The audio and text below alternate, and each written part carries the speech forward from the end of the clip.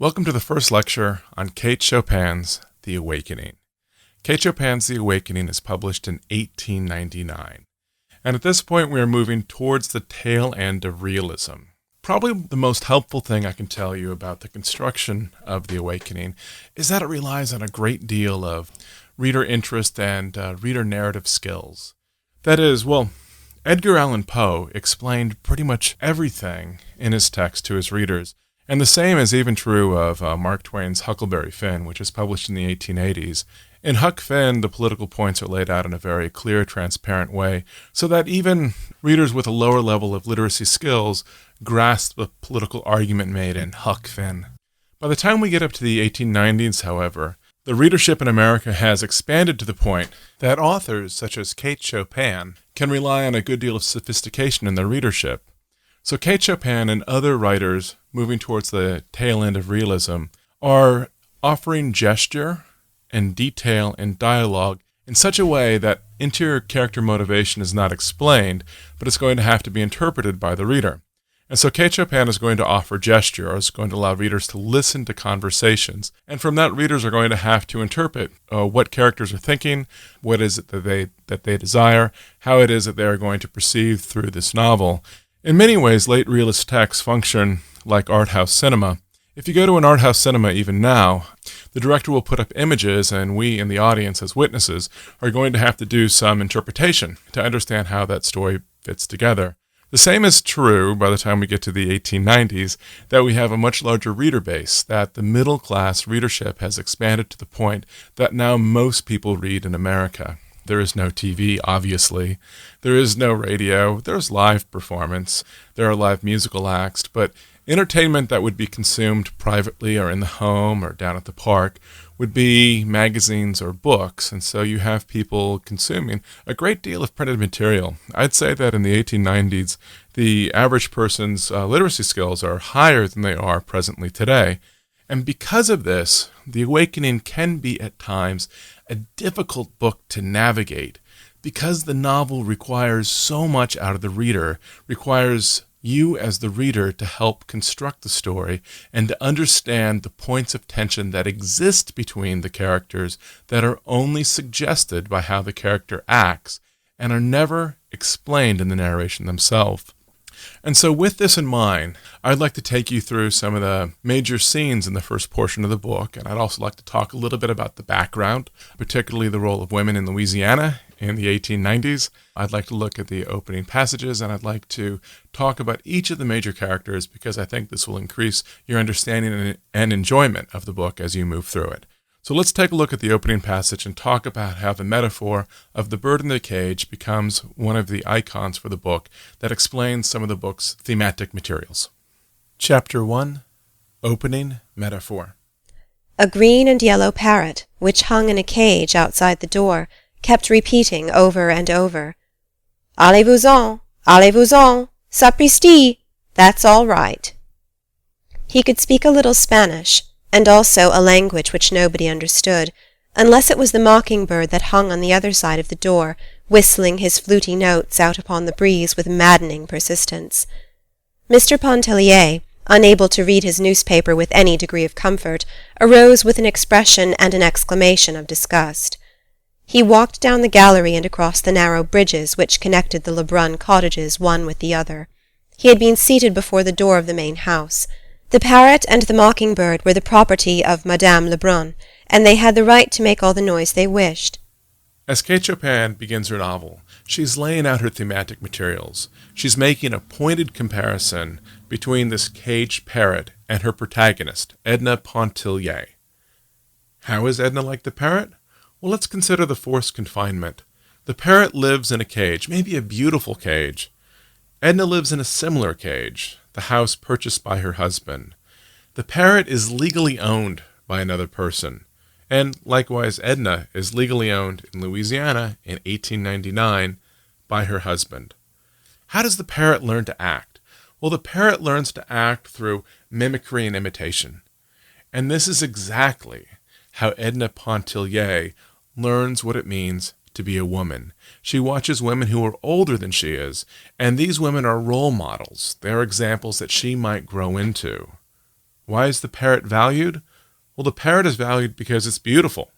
It's interesting to look at. And Edna is also valued for her beauty. We see the parrot here in this cage trying to invent a language, to speak, to express itself. It's unable to do so, and it's having trouble finding another animal that can understand this unique expression. And over the course of this book, Edna's going to struggle with this same behavior.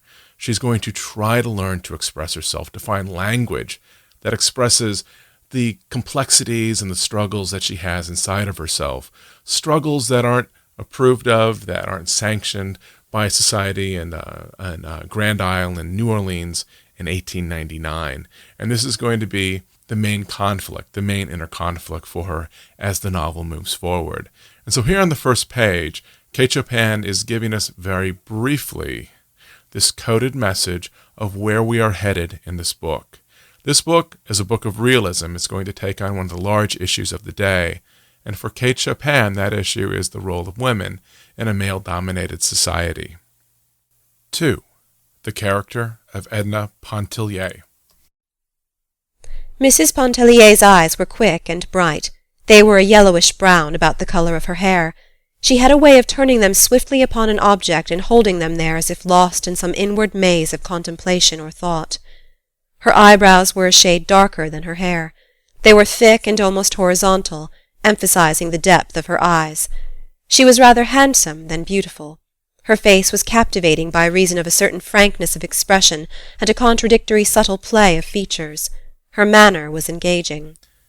Throughout this novel, Edna Pontellier is repeatedly described in terms of her external beauty. She is also described as a social accoutrement for her husband, Léonce. To understand Edna's predicament, we need to remember that New Orleans, where much of this novel is set, had a triple history. It was, of course, American in many senses, but also Southern and Creole. It was part of the Louisiana Purchase, and therefore some of its laws stem back to British roots, and some of its laws stem back to French roots. At this time, New Orleans felt the energy and changes of the nation. Margaret Cully notes that in the 1890s, many hints of the women's movement arrived in the Crescent City.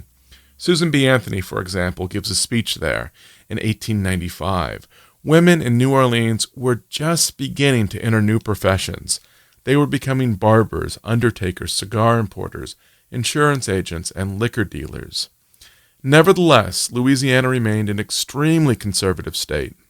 In 1808, Louisiana adopted the Digest of the Civil Laws now enforced in the territory of Orleans, which was patterned after the Code Napoleon of France. The Louisiana Code, which firmly established the husband at the head of the family, was still determining the conditions of the marriage contracts at the end of the 19th century. According to one article, the patriarchal structure of the Louisiana family was a non-negotiable matter. In another article, married women, along with babies and the mentally deranged, were declared incompetent to make contracts. Practically speaking, Edna is a legal possession of her husband. She cannot get divorced without her husband's consent. She cannot move outside the house if her husband forbids it. The husband retains all of the power, even the power for a person like Edna to leave the marriage. As the novel opens, Edna is vacationing for the summer on Grand Isle. Grand Isle is a resort community near New Orleans. She is there with her husband, a successful businessman whose name is Léonce. Edna knows on an intuitive level that she's unhappy, only she doesn't know why. In part, her confusion stems from societal expectations. She has been told all her life to marry well, and she has done this. Léonce is a good provider. He has a successful business, but he has some serious limitations. He's not able to understand the nature of Edna's soul, nor does he understand why Edna is unhappy. And this conflict is moving towards the surface in the initial scenes of the novel. 3. The husband, Léonce Pontellier. It was 11 o'clock that night when Mr. Pontellier returned from Klein's hotel. He was in an excellent humour, in high spirits, and very talkative. His entrance awoke his wife, who was in bed and fast asleep when he came in. He talked to her while he undressed, telling her anecdotes and bits of news and gossip that he had gathered during the day. From his trousers pocket he took a fistful of crumpled bank-notes and a good deal of silver coin, which he piled on the bureau indiscriminately with keys, knife, handkerchief, and whatever else happened to be in his pockets. She was overcome with sleep, and answered him with little half-utterances. He thought it very discouraging that his wife, who was the sole object of his existence, evinced so little interest in things which concerned him, and valued so little his conversation. Mr. Pontellier had forgotten the bonbons and peanuts for the boys. Notwithstanding, he loved them very much, and went into the adjoining room where they slept, to take a look at them and make sure that they were resting comfortably.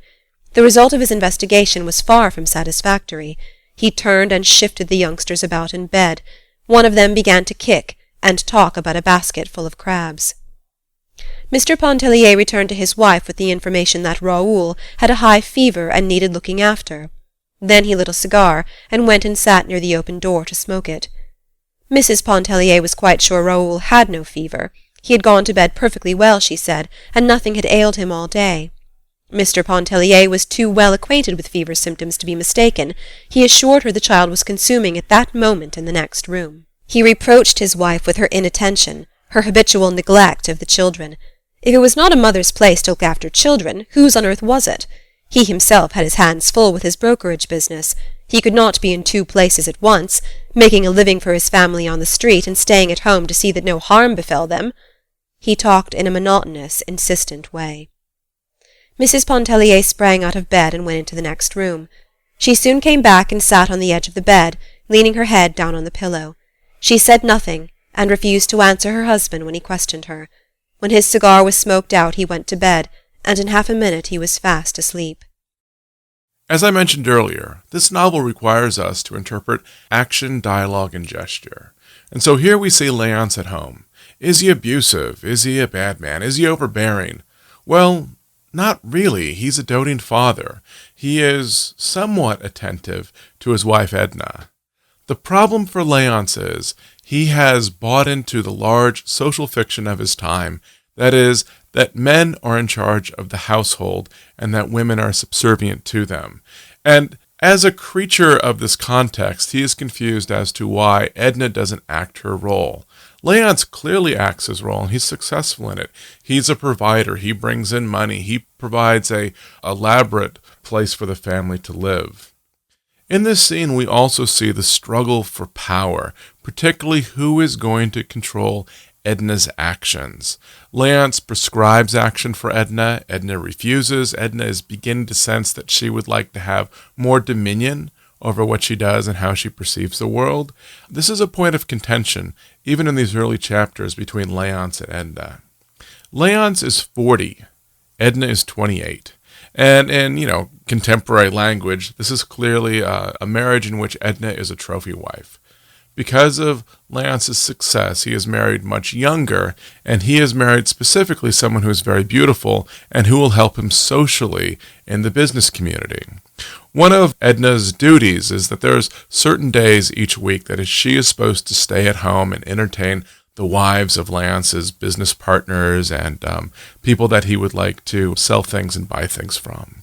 The idea here is that by creating a close-knit social community, people who have money will keep the money within that community. That is, business will be done among friends, making people who have money even wealthier, as opposed to spreading it outside of that small community.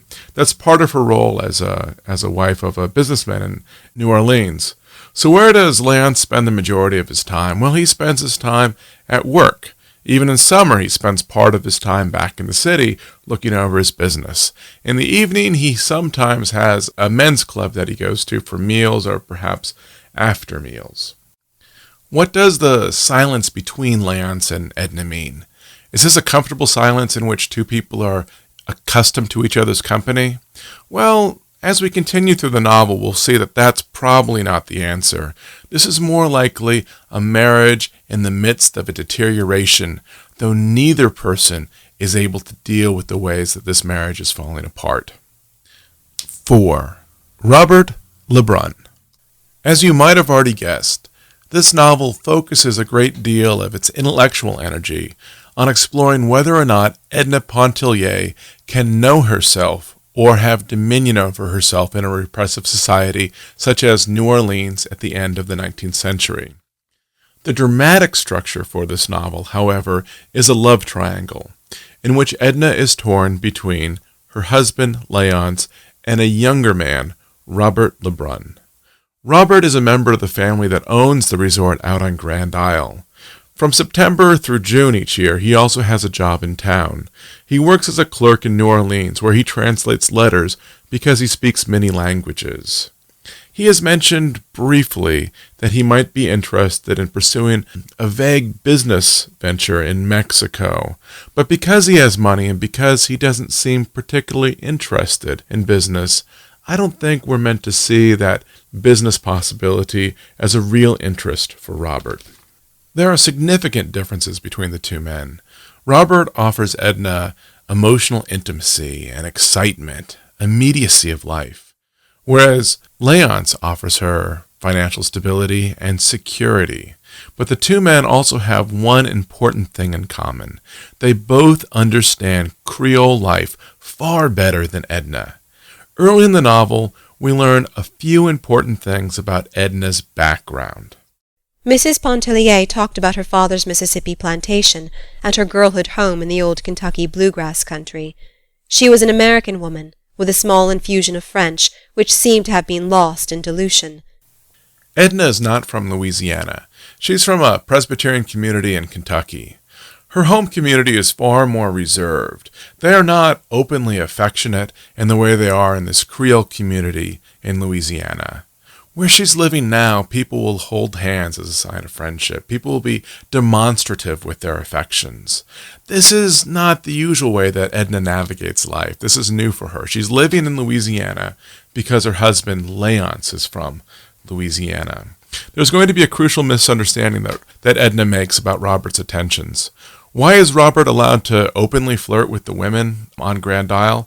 Well, simple. The Creole understanding of life is that, people don't attach themselves romantically to one person for their entire life. You can have these type of distant courtly relationships. You can have certain types of flirtations. Of course, your romantic interests are going to be spent on more than one person for your entire life. The Creole Code, however, differentiates between these types of courtly romantic relationships and sexual relationships. Robert Lebrun is welcome to flirt with the older women out there on Grand Isle, so long as that relationship does not become sexual. We'll meet a person named Alcée Arobin in the second half of this book. Alcée Arobin is utterly excluded from Creole society because he has overstepped that bound, because he has pursued married women sexually. Robert knows this. Robert knows that there is a high penalty for having a sexual relationship with a married woman inside of this close Creole community. He also knows that there's a great deal of freedom so long as he doesn't overstep his bounds. Well, why would Robert be interested in having these summer romantic relationships with older women? Well, he can learn a lot about life. He's interested in it. He likes their affections. The women who are Creole also know that Robert's attentions are, in some ways, boyish. He's curious. He's trying to learn about the world, and they will entertain his affections to a certain point. Edna, however, is not from Creole society. When Robert begins to make these flirtatious passes towards her, she takes him seriously, and this is where the misunderstandings begin. One of the older women on Grand Isle, a woman whose name is Madame Ratignolle, sees this misunderstanding develop and warns Robert away from Edna. "Do me a favor, Robert," spoke the pretty woman at his side, almost as soon as she and Robert had started their slow homeward way. She looked up in his face, leaning on his arm beneath the encircling shadow of the umbrella which he had lifted. "Granted, as many as you like," he returned, glancing down into her eyes that were full of thoughtfulness and some speculation. "I only ask for one. Let Mrs. Pontellier alone." "Tiens!" he exclaimed with a sudden boyish laugh. "Voilà que Madame Ratignolle est jalouse!" "Nonsense!" I'm in earnest. I mean what I say. Let Mrs. Pontellier alone." "Why?" he asked, himself growing serious at his companion's solicitation. "She is not one of us. She is not like us. She might make the unfortunate blunder of taking you seriously." His face flushed with annoyance, and taking off his soft hat he began to beat it impatiently against his leg as he walked. "Why shouldn't she take me seriously?" he demanded sharply. "Am I a comedian, a clown, a jack-in-the-box? Why shouldn't she? You Creoles, I have no patience with you. Am I always to be regarded as a feature of an amusing programme? I hope Mrs. Pontellier does take me seriously. I hope she has discernment enough to find in me something besides the blagueur. If I thought there was any doubt—" "Oh, enough, Robert!" she broke into his heated outburst. "You are not thinking of what you are saying. You speak with about as little reflection as we might expect from one of those children down there playing in the sand. If your attentions to any married women here were ever offered with any intention of being convincing, you would not be the gentleman we all know you to be, and you would be unfit to associate with the wives and daughters of the people who trust you." Madame Ratignolle had spoken what she believed to be the law and the gospel. Along with the slow disintegration of Edna's marriage, there are two other factors that assist her new romance with Robert. The first is that over the summer she has very few responsibilities. She can focus a great deal of time on herself. Her children are off with the in-laws in Iberville. In the following passage, we get to know a little bit about Edna as a mother. Again, in this realist text, the narration presents characters holistically. We get to make judgments about how we feel about them as characters, thereby threatening its dissolute, uneven, impulsive way. She would sometimes gather them passionately to her heart. She would sometimes forget them. The year before they had spent part of the summer with their grandmother Pontellier in Iberville. Feeling secure regarding their happiness and welfare, she did not miss them, except with an occasional intense longing. Their absence was a sort of relief, though she did not admit this, even to herself. It seemed to free her of a responsibility which she had blindly assumed. Also at the beach, Edna is surrounded by young couples who are in love, who demonstrate their love through kisses and embraces, and by seeing these couples, Edna is continually reminded of the absence she feels at home. And they stood there in a line, gazing upon the intruding lovers, still exchanging their vows and sighs. The lovers got up with only a silent protest, and walked slowly away somewhere else. 5. Edna and the Awakening. At the start of Chapter 6, the narration begins to explore Edna's inner life. We learn that Edna is at a point in her development where she is beginning to understand that Creole society is constructed, that the social norms in Louisiana are not of nature, but they have been developed by man. Specifically, they have been developed by men who primarily benefit from them. In the following passage, there are at least 4 things to notice. First of all, this knowledge comes upon Edna gradually, as though a scrim is slowly lifted from her eyes until she can see clearly. We're not nearly at the point of clear vision here in Chapter 6. We're moving in that direction. Second, this passage tells us that in the world of this novel, there are a few people who are able to free themselves of the fiction of their culture and begin to move down that path towards meaningful change, but very few of those people who have the original vision ever end up in a position where they can make meaningful change and alter their lives for the better. 3. This information is dangerous. It is difficult to challenge strong social conventions. And 4. For Edna, this path is going to be intuitive. It's going to take her time to figure out what it is that she needs from the world around her. Edna Pontellier could not have told why, wishing to go to the beach with Robert, she should in the first place have declined, and in the second place have followed in obedience to one of the 2 contradictory impulses which impelled her. A certain light was beginning to dawn dimly within her. the light which, showing the way, forbids it. At that early period it served but to bewilder her. It moved her to dreams, to thoughtfulness, to the shadowy anguish which had overcome her the midnight when she had abandoned herself to tears.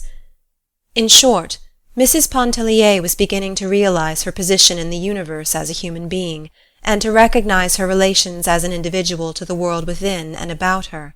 This may seem like a ponderous weight of wisdom to descend upon the soul of a young woman of 28, perhaps more wisdom than the Holy Ghost is usually pleased to vouchsafe to any woman.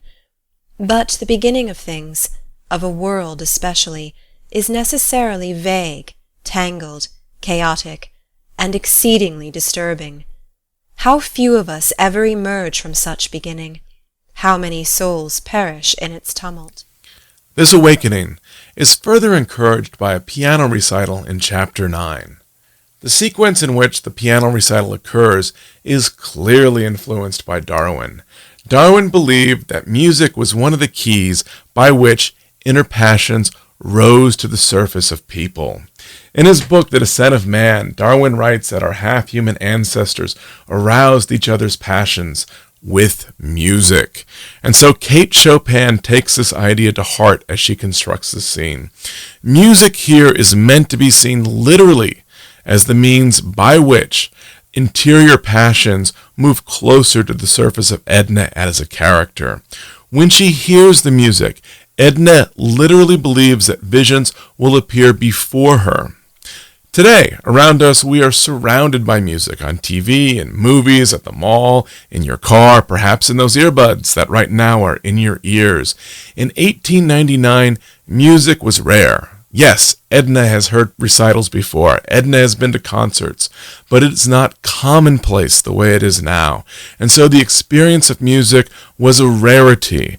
Edna's going to enjoy it, and she has high expectations for what the experience of music will do to the condition of her soul. The very first chords which Mademoiselle Reisz struck upon the piano sent a keen tremor down Mrs. Pontellier's spinal column. It was not the first time she had heard an artist at the piano. Perhaps it was the first time she was ready, perhaps the first time her being was tempered to take an impress of the abiding truth. She waited for the material pictures which she thought would gather and blaze before her imagination. She waited in vain. She saw no pictures of solitude, of hope, of longing, or of despair. But the very passions themselves were aroused within her soul, swaying it, lashing it, as the waves daily beat upon her splendid body. She trembled, she was choking, and the tears blinded her. Mademoiselle had finished.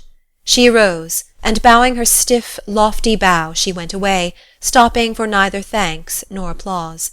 As she passed along the gallery, she patted Edna upon the shoulder. "Well, how did you like my music?" she asked. The young woman was unable to answer.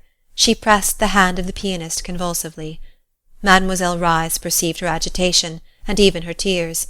She patted her again upon the shoulder as she said, "You are the only one worth playing for. Those others? Bah!" And she went shuffling and sidling on down the gallery toward her room. 6. Literary foils. A literary foil, that's F-O-I-L, is a secondary character in a novel whose behavior and traits contrast with those of the protagonist. Or specifically, in this novel, it is an older woman who might provide a model or become a mentor for Edna. That is, it's another woman in the novel that might teach Edna how she can grow into a new person.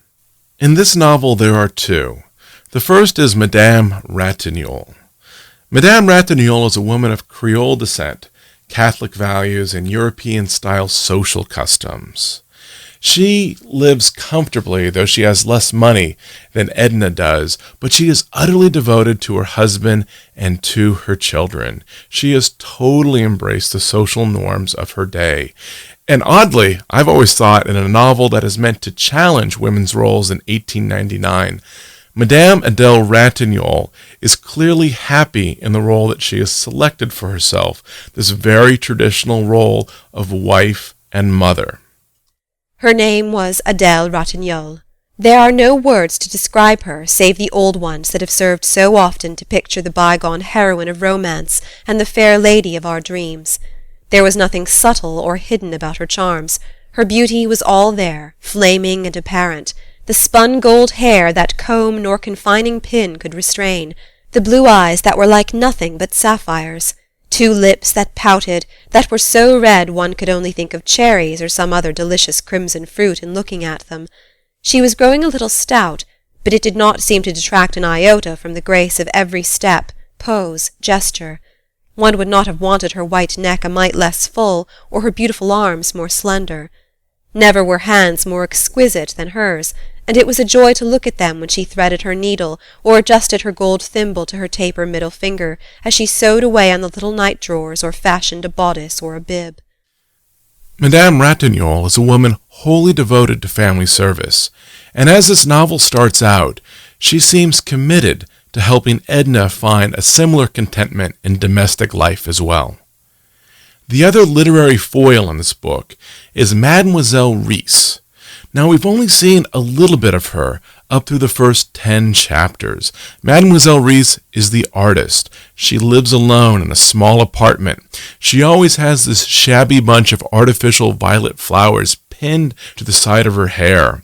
We can tell that she doesn't make a whole lot of money, that she's living on scant means. She is also bitter. She is surrounded by people of wealth, but yet she does not have wealth. And why doesn't she have wealth? Because she won't participate in these domestic arrangements. She wants to stay single, and she does it at great cost. Clearly, Mademoiselle Reisz is another type of mentor to Edna in this novel. Mademoiselle Reisz might be able to teach Edna about solitude and a certain type of satisfaction in single life. The problem with this is that Mademoiselle Reisz despises women like Edna. She is interested in seeing what the world can entertain her with, and she is not generous with her affections. She pretends to be, but that is not what is motivating her towards action. Conclusions. At this point, I've set up all of the major characters in the novel. I've also discussed the major plot movements, as well as the theme of interiority that's going to be developed in Edna, that she is going to look inside herself and try to find a space that she can live in New Orleans where she can find contentment. New Orleans, remember, is a repressive society where she is legally the property of her husband, so that's going to be a difficult task for her to accomplish. At this point, I think you as a reader are in very good shape to move forward in this book. But remember, this book is not going to explain things to you. Characters are going to lie. Characters are going to be deceptive. This will not be pointed out. You will have to interpret interior character motivation based on dialogue and action and what characters are doing. So as you move through this book, pay attention. Try to understand what these gestures are telling you about what these characters truly want, because out of that, you'll be able to assemble the plot, and the plot is good.